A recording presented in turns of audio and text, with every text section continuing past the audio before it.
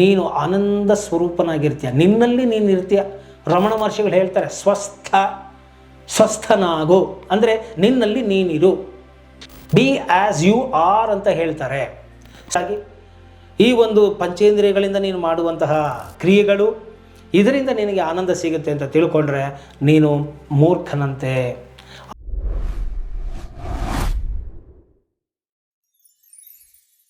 ನಮಸ್ಕಾರ ವೀಕ್ಷಕರೇ, ನಾನು ನಿಮ್ಮ ಮಂಜುನಾಥ್ ಅಡ್ವೊಕೇಟ್ ಹಾಗೂ ಅಧ್ಯಾತ್ಮ ಚಿಂತಕರು ಮಾತಾಡ್ತಾ ಇರೋದು. ಇವತ್ತು ಮತ್ತೊಂದು ಭಗವದ್ಗೀತೆಯ ಶ್ಲೋಕವನ್ನು ಪ್ರಸ್ತುತಪಡಿಸಬೇಕು ಅಂತ ಹೇಳಿ ಬಂದಿದ್ದೇನೆ.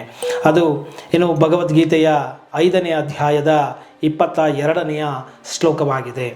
ಏನಪ್ಪ ಅದು ಅಂತ ಹೇಳಿದರೆ, ಯೇಹಿ ಸಂಸ್ಪರ್ಶಜಾ ಭೋಗ ದುಃಖಯೋನಯ ಏವತೆ ಆದ್ಯಂತವಂತಹ ಕೌಂತೇಯ ನಾತೇಶು ರಮತೆ ಬುಧಃ. ತುಂಬ ಮಾರ್ಮಿಕವಾದಂತಹ ಮಾತು ಇದಾಗಿದೆ. ಅಂದರೆ ಹೇ ಕುಂತಿ ನಂದನ, ಯಾವ ಇಂದ್ರಿಯಗಳ ಮತ್ತು ವಿಷಯಗಳ ಸಂಯೋಗದಿಂದ ಉಂಟಾಗುವ ಭೋಗಗಳಿವೆಯೋ ಅವು ಆದಿ ಅಂತ್ಯ ಉಳ್ಳವುಗಳು ಮತ್ತು ದುಃಖದ್ದೇ ಕಾರಣವಾಗಿದೆ. ಆದ್ದರಿಂದ ವಿವೇಕಶೀಲ ಮನುಷ್ಯನು ಅವುಗಳಲ್ಲಿ ರಮಿಸುವುದಿಲ್ಲ. ನೋಡಿ ಎಂತಹ ಮಾತು. ಯೇಹಿ ಸಂಸ್ಪರ್ಶಜಾ ಭೋಗ ದುಃಖಯೋನಯ ಏವತೆ ಆದ್ಯಂತವಂತಹ ಕೌಂತೇಯ ನ ತೇಷು ರಮತೆ ಬುಧಃ. ಈ ಇಂದ್ರಿಯಗಳು ಅಂದರೆ ಪಂಚೇಂದ್ರಿಯಗಳಿಂದ ರಮಿಸುವಂತಹ ಸ್ಪರ್ಶದಿಂದ, ಅಂದರೆ ಕಣ್ಣಿನಿಂದ ಏನನ್ನು ನೋಡ್ತೇವೆ ಅದರಿಂದ ನಮಗೆ ಖುಷಿಯಾಗುತ್ತೆ, ಚರ್ಮದಿಂದ ಸ್ಪರ್ಶಿಸ್ತೇವೆ, ಕಿವಿಯಿಂದ ಕೇಳ್ತೇವೆ, ನಾಲಿಗೆಯಿಂದ ಊಟವನ್ನು ಮಾಡಿಸ್ತೇವೆ, ಮೂಗಿನಿಂದ ಆಘ್ರಾಣಿಸ್ತೇವೆ. ಇದರಿಂದ ಬರುವಂತಹ ಈ ಪಂಚೇಂದ್ರಿಯಗಳ ಸ್ಪರ್ಶದಿಂದ, ಬಾಹ್ಯ ವಸ್ತುಗಳ ಒಂದು ಸ್ಪರ್ಶದಿಂದ ಏನೇನೇ ಸುಖಗಳು ನಮಗೆ ಬರ್ತಾ ಇದೆಯೋ ಇದು ನಾಳೆ ಕೊನೆಗೆ ಇದು ಅಂತ್ಯವಾಗುವಂಥದ್ದಾಗಿದೆ. ಒಂದೇ ಮಾತಲ್ಲಿ ಹೇಳ್ಬಿಟ್ರು. ಗೀತೆಯನ್ನು ನಾವು ತುಂಬ ಚೆನ್ನಾಗಿ ಅರ್ಥ ಮಾಡಿಕೊಂಡ್ರೆ ಇರುವ ತನಕ ನಾವು ಅದನ್ನು ಅನುಭವಿಸ್ಬಾರ್ದ, ಖಂಡಿತ ಅನುಭವಿಸು, ಎಲ್ಲವನ್ನೂ ಅನುಭವಿಸು. ಆದರೆ ಇದು ಶಾಶ್ವತ ಎಂಬುವಂತಹ ಭ್ರಮೆಯನ್ನು ಬಿಟ್ಟು ಬಿಡು. ಅದು ಹೋದಾಗ ನಿನಗೆ ಗೊತ್ತಿರಬೇಕು, ನೀನು ಸ್ಥಿತಪ್ರಜ್ಞನಾಗಿರಬೇಕು.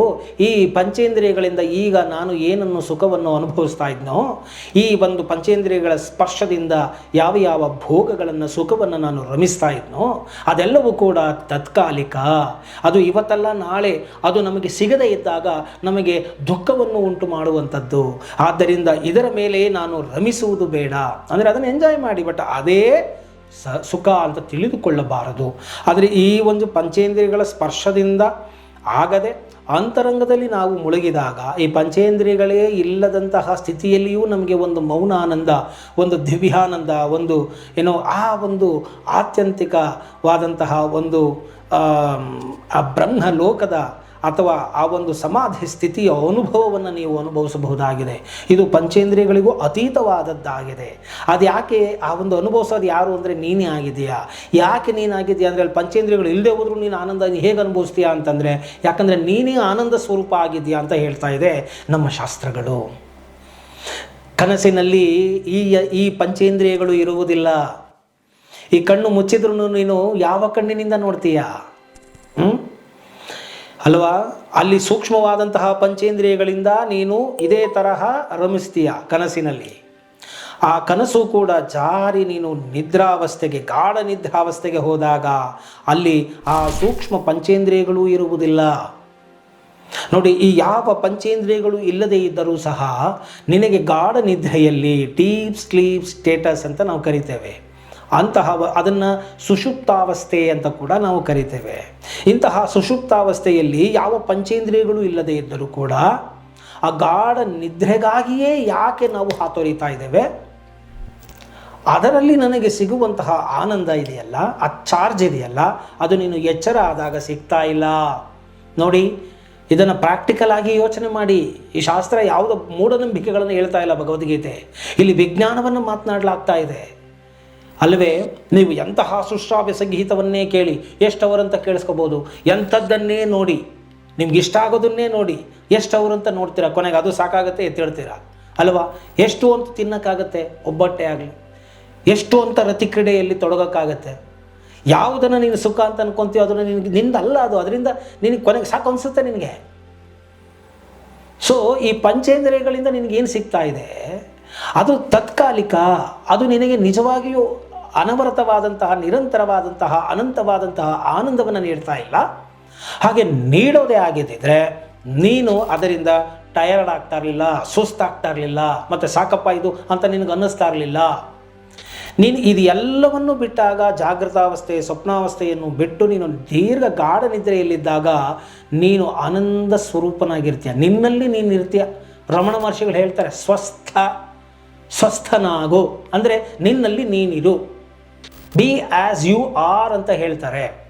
ಸೊ ಆ ಸ್ವಸ್ಥ ಸ್ಥಿತಿಯಲ್ಲಿದ್ದಾಗ ನೀನು ಆನಂದ ಸ್ವರೂಪಿಯೇ ಆಗಿರೋದ್ರಿಂದ, ಆ ಪರಬ್ರಹ್ಮ ಸ್ವರೂಪನೇ ನಿನ್ನದಾಗಿರೋದ್ರಿಂದ ನೀನು ಅಲ್ಲಿ ರಮಿಸ್ತೀಯ, ನೀನು ಅಲ್ಲಿ ರೀಚಾರ್ಜ್ ಮಾಡ್ಕೊಳ್ತೀಯ. ತದನಂತರ ನೀನು ಎದ್ದು ಬರ್ತೀಯ ಜಾಗೃತ ಅವಸ್ಥೆಗೆ. ಬಂದು ತಿರ್ಗ ಮತ್ತೆ ಈ ದೇಹ ನಂದು, ಈ ಉಪಾಧಿ ನಂದು, ಈ ಪಂಚೇಂದ್ರಿಯಗಳು ನಂದು, ಇದರಿಂದ ನಾನು ಏನಾದರೂ ಮಾಡಿದ್ರೆ ನೋಡಿದ್ರೆ ಮಾತ್ರ ನನಗೆ ಆನಂದ, ಇಲ್ಲದೇ ಇದ್ರೆ ಇಲ್ಲ ಅಂತ ಹೇಳಿ ಈ ಉಪಾಧಿಗೆ ಬಂದು ಮತ್ತೆ ಮತ್ತೆ ಮತ್ತೆ ಮತ್ತೆ ಮತ್ತೆ ಸಿಗಾಕೊಳ್ತಾ ಇದೆಯಾ. ಇದನ್ನು ಶ್ರೀಕೃಷ್ಣ ಪರಮಾತ್ಮನು ಇಲ್ಲಿ ಹೇಳ್ತಾ ಇದ್ದಾನೆ. ಆದ್ದರಿಂದ ಏನೋ ವೀಕ್ಷಕರೇ, ಈ ಅಧ್ಯಾತ್ಮ ವಿಚಾರ ಬಹಳ ಸೂಕ್ಷ್ಮವಾದದ್ದು. ಸೂಕ್ಷ್ಮ ಗ್ರಾಹಿಕೆಯ ಒಂದು ಅಂತಃಸತ್ವವನ್ನು ಇಟ್ಕೊಂಡಿರೋರು ಮಾತ್ರ ಏನೋ ಅರ್ಥ ಮಾಡಿಕೊಳ್ಳಬಲ್ಲರೇ ಹೊರತು ಎಲ್ಲರಿಗೂ ಅಲ್ಲ ಇದು, ಅಲ್ವೇ? ಆದ್ದರಿಂದ ಇಲ್ಲಿ ನಾವು ತಿಳಿದುಕೊಳ್ಳಬೇಕು, ನಾನು ದೊಡ್ಡ ದೊಡ್ಡ ಕಾರುಗಳನ್ನು ತೆಗೆದುಕೊಂಡು ಬಿಟ್ಟರೆ, ದೊಡ್ಡ ಮನೆಗಳನ್ನು ಕಟ್ಟಿಬಿಟ್ರೆ, ಅಥವಾ ಇನ್ಯಾರೋ ಜನಗಳು ನೋಡಿದಾಗ ಅವರು ಚಪ್ಪಾಳೆಗಳನ್ನು ಹೊಡೆದು ಬಿಟ್ಟರೆ, ನಿನ್ನಿಂದ 100 ಜನ ಇದ್ದು ಬಿಟ್ಟರೆ, ಅಥವಾ ಲಕ್ಷಾಂತರ ಜನ ಅಭಿಮಾನಿಗಳನ್ನು ನೀನು ಸಂಪಾದಿಸಿಬಿಟ್ರೆ ಏನೋ ನಿನಗೆ ಸುಖವಲ್ಲ. ಕೊನೆಗೆ ಅದಿಲ್ಲ ಅಂದಾಗ ಮತ್ತೆ ನಿನಗೆ ದುಃಖ ಆಗುತ್ತೆ. ನೋಡಿ, ಹೀಗೆಲ್ಲ ಇದ್ದವ್ರು ಈಗ ಯಾರೂ ಇಲ್ಲ. ಮತ್ತು 1,000 ಇದ್ದಿದ್ದು 1,00,000 ಆದಾಗ 1,00,000 ಆಯಿತು. ಕೋಟಿ ಯಾವಾಗ ಆಗುತ್ತೆ? ಕೋಟಿ ಇದ್ದಾಗ ಮಿಲಿಯನ್ಸ್ ಯಾವಾಗ ಆಗುತ್ತೆ? ಮಿಲಿಯನ್ ಇದ್ದಾಗ ಯಾವಾಗ ಟ್ರಿಲಿಯನ್ ಆಗುತ್ತೆ? ಈ ರೀತಿಯಾಗಿ ಜನ ಒಂದಕ್ಕೊಂದು ಹೋಗ್ತಾನೆ ಇರ್ತಾರೆ ಹೊರತು ಇದು ಯಾವುದಕ್ಕೂ ಅಂತ್ಯವಿಲ್ಲ. ಮತ್ತು ಇದು ಎಲ್ಲಕ್ಕೂ ಒಂದು ಇತಿಶ್ರೀ ಇದೆ. ಇದು ಎಲ್ಲ ನಿನಗಿದ್ರೂ ಕೂಡ ನೀನು ನಿದ್ದೆ ಇಲ್ಲದೆ ಇರೋಕ್ಕಾಗ್ತಾ ಇಲ್ಲ. ಯಾಕಂದರೆ ನಿನ್ನ ಸ್ವರೂಪ ಅದಲ್ಲ. ಈ ಪಂಚೇಂದ್ರಿಯಗಳ ಈ ಬಂದು ನೀನು ಎದ್ದು ಈ ಉಪಾಧಿ ಅಂದರೆ ಈ ದೇಹಕ್ಕೆ ನೀನು ಮರ್ಜಾಗಿ ಈ ಒಂದು ಪಂಚೇಂದ್ರಿಯಗಳಿಂದ ನೀನು ಮಾಡುವಂತಹ ಕ್ರಿಯೆಗಳು, ಇದರಿಂದ ನಿನಗೆ ಆನಂದ ಸಿಗುತ್ತೆ ಅಂತ ತಿಳ್ಕೊಂಡ್ರೆ ನೀನು ಮೂರ್ಖನಂತೆ. ಆನಂದ ನಿನ್ನೊಳಗೆ ಸದಾ ಸರ್ವತ್ರ ಆನಂದದ ಚಿಲುಮೆಯು ಫೌಂಟೇನ್ ಚಿಮ್ತಾ ಇದೆ. ನೀನು ಅದರ ಒಳಗಡೆ ಹೋದಾಗ ನಿನಗೆ ಗೊತ್ತಾಗುತ್ತೆ. ನಿನ್ನೆಲ್ಲ ಪಂಚೇಂದ್ರಿಯಗಳನ್ನು ನೀನು ಅಂತರ್ಮುಖಿಯನ್ನಾಗಿ ಮಾಡಿಕೊ. ಅದಕ್ಕಾಗಿಯೇ ಋಷಿಗಳು ಮುನಿಗಳು ಯಾರು ತಪಸ್ಸನ್ನು ಮಾಡಿದರು, ಅವರು ಅಪರಿಮಿತವಾದಂತಹ ಶಕ್ತಿಗಳನ್ನು ಅವರು ಪಡೆದುಕೊಂಡರು, ಸಿದ್ಧಿಗಳನ್ನು ಪಡೆದುಕೊಂಡರು. ಅವರು ನೀವು ಯಾರು ಮಾಡೋಕ್ಕಾಗದೇ ಇರೋಷ್ಟು ಸರ್ವಶಕ್ತಿ ಸಂಪನ್ನರಾಗಿರ್ತಾರೆ. ನೀವು ದಿನಕ್ಕೆ 10 ಅವರ್ ಜಿಮ್ ಮಾಡಿ ಬಾಡಿ ಬಿಲ್ಡ್ ಮಾಡಿ ನೀವು 500 kg ಎತ್ತಿದ್ರೆ, ಅದೇ ಒಬ್ಬ ಋಷಿ ಮುನಿ ಬಂದರೆ ಒಂದು ಕಣ್ಣಿನ ದೃಷ್ಟಿನ ರಪ್ಪೆನಲ್ಲಿ ಹಿಂಗೆ ಎತ್ತಿ ಅದನ್ನು ಮಾಡಿಸ್ತಾನೆ. ಅಂತಹ ಸಿದ್ಧಿಗಳು ಕೂಡ ನಮ್ಮಲ್ಲಿ ಉಂಟು, ಸಿದ್ಧಿ ಪುರುಷರು ಉಂಟು. ನೀವು ಅಂತಹ ಅವರನ್ನು ನೀವು ನಮ್ಮಲ್ಲಿ ನಮ್ಮ ದೇಶದಲ್ಲಿಯೇ ನೀವು ನೋಡಬಹುದು. ಕುಂಭಮೇಳ ಅಂತಿಂಥ ಕಡೆಯಲ್ಲಿ ಕೆಲವು ಸಿದ್ಧ ಪುರುಷರುಗಳು ಬಂದಿರ್ತಾರೆ.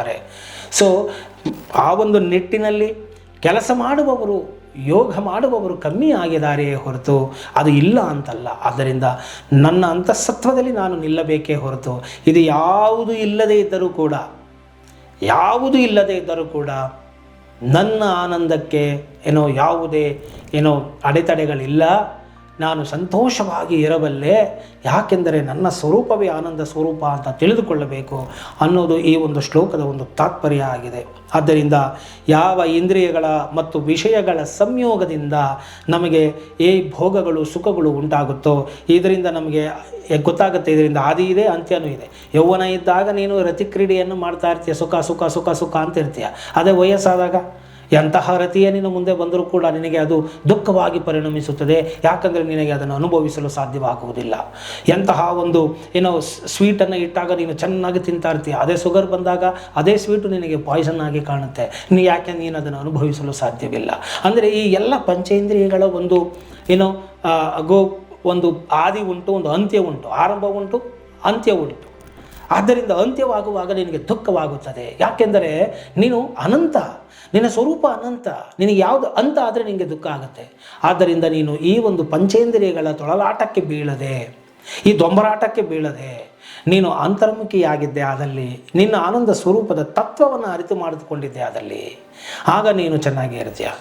ಒಬ್ಬ ಜ್ಞಾನಿ ಆದರೆ ಇರೋದೇ ಈ ಮೂಲಕವಾಗಿ ನೀನು ಅನುಭವಿಸ್ಬೇಕಾ, ಅನುಭವಿಸು. ಇಲ್ಲವಾ, ಆಯಿತು, ತೊಂದರೆ ಇಲ್ಲ. ಆನಂದವೇ ನನ್ನ ಸ್ವರೂಪ ಇದೆ, ನಾನು ಅಂತರ್ಮುಖಿಯಾಗಿರ್ತೇನೆ. ಈ ರೀತಿಯಾದಂತಹ ಒಂದು ಮನಸ್ಥಿತಿ ಒಬ್ಬ ಜ್ಞಾನಿಗೆ ಬಂದಿರುತ್ತೆ. ಆದ್ದರಿಂದ ಇಂತಹ ವಿಚಾರಗಳನ್ನು ತಿಳಿದುಕೊಳ್ಳಬೇಕು. ನಮ್ಮ ಗೀತೆಯ ಪ್ರಾಯೋಗಿಕವಾಗಿ ಇರುವಂತಹ ವಿಚಾರ ಆಗಿದೆ. ಇಲ್ಲಿ ಯಾವುದನ್ನು ಸುಮ್ಮನೆ ಬುಟಾಟಿಕೆಯಾಗಿ ಅಥವಾ ಕುರುಡು ನಂಬಿಕೆಯಂತೆ ನೀನು ಕಣ್ಣು ಮುಚ್ಚಿಕೊಂಡು ನಂಬುಬಿಡು ಅಂತ ಹೇಳ್ತಾ ಇಲ್ಲ. ನಿನ್ನ ಜೀವನದ ನಿತ್ಯ ಜೀವನದಲ್ಲಿ ಏನೇನು ನಡೀತಾ ಇದೆ ಅನ್ನೋದನ್ನು ಅರ್ಥ ಮಾಡ್ಕೋ.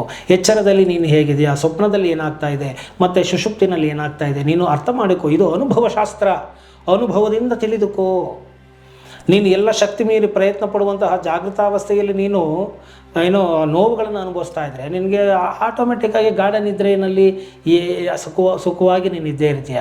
ಒಬ್ಬ ಭಿಕ್ಷುಕನ ಗಾಢ ನಿದ್ರೆಯು ಒಬ್ಬ ಮಹಾರಾಜನ, ಒಬ್ಬ ಅತ್ಯಂತ ಶ್ರೀಮಂತನ ಎಲಾನ್ ಮಸ್ಕ್ ಅಂತ ಕರಿತೀವಿ, ಆತನ ನಿದ್ರೆಗೂ ಯಾವುದೇ ವ್ಯತ್ಯಾಸವಿಲ್ಲ.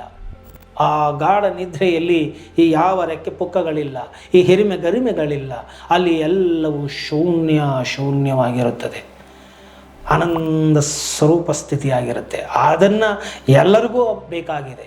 ಒಬ್ಬ ಅತ್ಯಂತ ಶ್ರೀಮಂತನಿಗೂ ಕೂಡ ನೀವು 4 ದಿನ ನಿದ್ದೆ ಮಾಡದೆ ಸುಮ್ಮನೆ ಇರು ಅಂತ ಹೇಳಿದ್ರೆ ಎಂತಹ ಭೋಗಗಳು, ಎಂತಹ ಒಂದು ಸೌಕರ್ಯಗಳನ್ನು ಆತನ ಮುಂದೆ ಸೃಷ್ಟಿ ಮಾಡಿದರು, ಸ್ವರ್ಗವನ್ನೇ ಸೃಷ್ಟಿ ಮಾಡಿದ್ರು ಕೂಡ ಆತನು ನಿದ್ದೆ ಮಾಡಲಿಲ್ಲ ಅಂತ ಹೇಳಿದ್ರೆ ಈ ಪಂಚೇಂದ್ರಿಯಗಳಿಗೆ ಏನೇನು ಬೇಕೋ ಎಲ್ಲವೂ ನಿನಗೆ ಸಿಗುತ್ತೆ.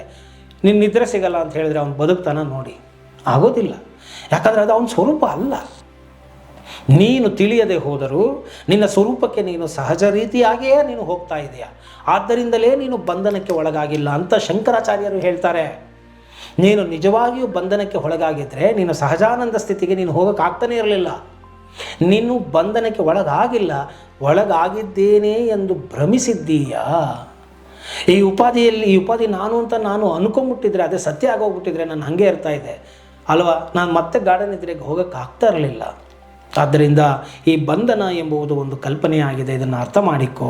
ನಿಜವಾಗಿಯೂ ನಿನ್ನ ಸ್ವಸ್ಥನಾಗು. ಈ ಪಂಚೇಂದ್ರಿಯಗಳಿಂದ ಹೊರಗಡೆ ಇರುವಂತಹ ಈ ಒಂದು ದೊಂಬರಾಟಗಳನ್ನು ಗಮನಿಸಿ ಆಂತರ್ಯದಲ್ಲಿ ನಿನ್ನ ಮನಸ್ಸನ್ನು ಫೋಕಸ್ ಮಾಡಿ ಧ್ಯಾನಸಕ್ತನಾದಾಗ ನಿನಗೆ ಈ ಎಲ್ಲ ಚಿಂತನೆಗಳು ಎಲ್ಲವೂ ಕೂಡ ಹೊರಟು ಹೋಗುತ್ತೆ. ಕೊನೆಗೆ ನಿನ್ನ ಸ್ಥಿತಿಯು ಅರಿವಾದಾಗ ಯಾವುದು ಇರಲಿ ಯಾವುದು ಇಲ್ಲದೆ ಹೋದರೂ ಕೂಡ ನೀನು ಸಂತೋಷವಾಗಿ ಆನಂದಭರಿತನಾಗಿ ಇರ್ತೀಯ ಎಂಬುದು ಈ ಒಂದು ಶ್ಲೋಕದ ತಾತ್ಪರ್ಯ ಆಗಿದೆ ಎಂಬುವಂತಹ ವಿಚಾರವನ್ನು ಇಲ್ಲಿ ನಾನು ನಿಮಗೆ ಹೇಳಲಿಕ್ಕೆ ಬಯಸಿದ್ದೇನೆ. ಸೊ ಈ ವಿಷಯ ನಿಮಗೆ ಇಷ್ಟ ಆಗಿದೆ ಅದರಲ್ಲಿ ಮರೆಯದ ಹಾಗೆ ಲೈಕ್ ಕೊಡಿ, ಇತರರಿಗೂ ಕೂಡ ಶೇರ್ ಮಾಡಿ, ಕಾಮೆಂಟ್ ಮಾಡಿ ಅಂತ ಹೇಳ್ತಾ ಈ ವಿಷಯಕ್ಕೆ ಮುಗಿಸ್ತಾ ಇದ್ದೀನಿ. ಜೈ ಹಿಂದ್, ಜೈ ಕರ್ನಾಟಕ ಮಾತೆ.